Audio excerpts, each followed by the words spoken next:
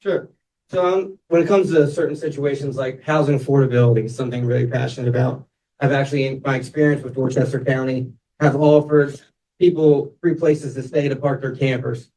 I know it sounds kind of trivial, but the county currently has it so basically being homeless is illegal.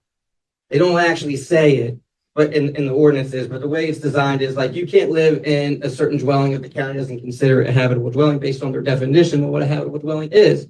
So, for example, a habitable dwelling would be a regular, A-frame construction home with a well and a septic, your traditional single-family home townhouse. You're not allowed to live in a camper. You're not allowed to live in your car. You're not allowed to live in a tent. You're not allowed to live in a hammock. I mean, actually specifies this. Even recently, as of 3 days ago, I had a couple that was in a tough situation. I let them park their camper on one of my pieces of property, and I was told they had to leave in 24 hours. I understand that we don't want our county looking a certain way, but something I would bring to the table was trying to find solutions. And one of the solutions that I actually thought of was allowing for an emergency housing permit.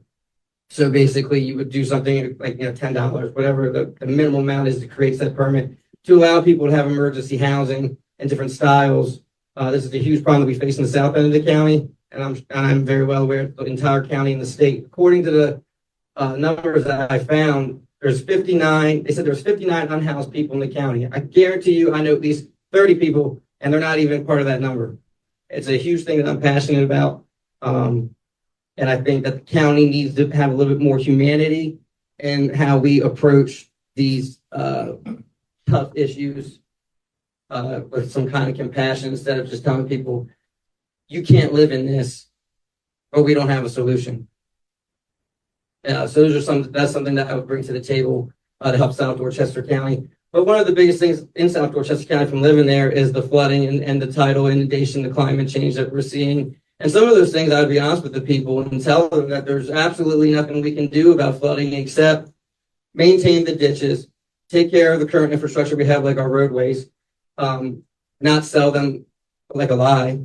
That I'm going to be able, as just a man that give vote on the council, to come on there and tell you that I'm going to be able to fix these problems.